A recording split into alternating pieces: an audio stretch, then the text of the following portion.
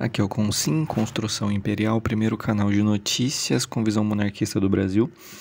E eu achei que eu não ia precisar comentar sobre esse assunto, mas eu achei que era relevante porque a monarquia tem muito com religião, né? Tem muito a ver com religião também. Mas enfim, primeiro, né, só fazendo aqui um adendo sobre essa notícia e depois eu faço os comentários.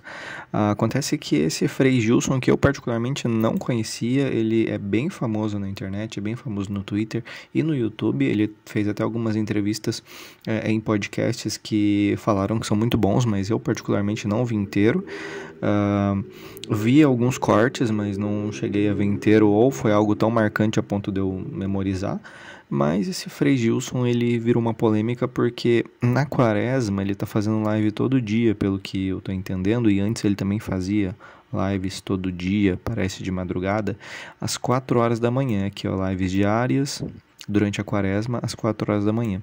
O que acontece? Acontece que começou a juntar muita gente, começou a juntar muita gente, e teve uma live que juntou 1.300.000 pessoas.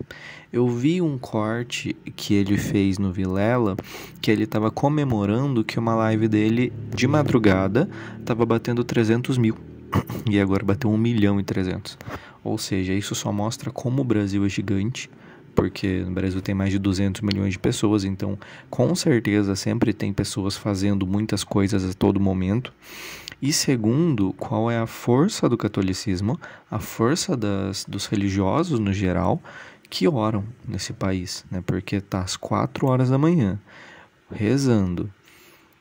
1.300.000 pessoas é muita gente.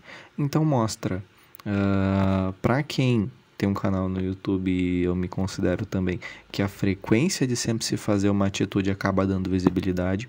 Segundo, que tem muita demanda de religiosos no Brasil, porque o Brasil é um país religioso e conservador, isso é fato.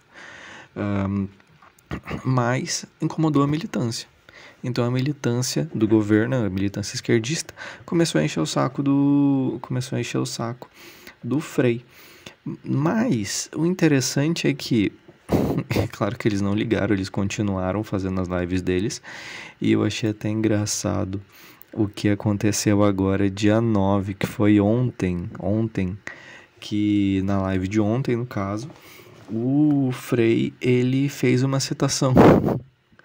Ele orou para a Virgem Maria, no caso, contra o comunismo e contra os políticos, contra a ditadura. Não sei se vocês vão conseguir ouvir. Senhora e Rainha de Nazaré, que os governantes do Brasil abusem do poder que vem de Deus. Livrai-nos, Mãe de Deus e nossa, do flagelo da ditadura. Não permitais, Senhora e Rainha de Nazaré, que os erros da Rússia venham assolar o Brasil, como bem afirmou Nossa Senhora em Fátima. Livrai-nos, Mãe de Deus e nossa, do flagelo do comunismo, achei maravilhoso, porque realmente é isso. O comunismo e o socialismo, que são duas merdas do mesmo cavalo, os dois pregam o fim da igreja e da monarquia. Tanto que tem aquela frase célebre de que nós vamos enforcar o último rei nas tripas do último bispo. Então, a religião e a monarquia são coisas muito interligadas, até porque a origem é que sempre eram pessoas que eram os reis, eram pessoas que eram escolhidas por Deus para representar aquelas pessoas. Em Portugal foi assim com Dom Afonso Henrique, que também ele venceu batalhas e Jesus apareceu para ele dizendo que ele, Dom Afonso Henrique, de que ele ia levantar o país, né, que é criar o país de Portugal. Então, tanto que é engraçado porque Portugal, se você for olhar certinho, significa Portocale, que também pode ser lido como Portugal, pelo teu grau, né? Então, tem muita religiosidade junto com o nascimento de Portugal. É muito bonito isso. Mas enfim, a questão é que a religião é muito próxima da família real também. Não é à toa que o Dom Bertrand é muito religioso, mas como política de governo, eu entendo que a família real continua. Eu não sou religioso, a família real tem a sua religiosidade, eu respeito muito isso, mas eu não vejo que eu particularmente não vejo que seria viável um país que não fosse laico. A família real assumindo o poder da monarquia e do poder moderador precisaria ter um país laico no Brasil de fato, não hoje, que é um país ateu. Nós precisaríamos ter realmente um país laico onde todas as religiões precisariam ter voz. Então precisaria ser respeitado principalmente a religião católica, a religião evangélica, as diversas vertentes da religião evangélica, porque no final das contas é igual à mídia. Quando você tem muitos jornais, as pessoas preferem aquelas com quem elas mais gostam. E as pessoas já são conservadoras. Então é óbvio que elas vão preferir o que é bom para elas. E o que é bom para elas é o que é bom. Então, tá certo. Eu particularmente não sou religioso. Eu tenho muito vertente evangélica e não católica. Mas eu respeito, entendo, incentivo, né? Quem precisa, vá na igreja, congregue, participe de reuniões. Se você acorda 4 horas da madrugada, dá uma olhada na live, porque parece que são lives muito boas.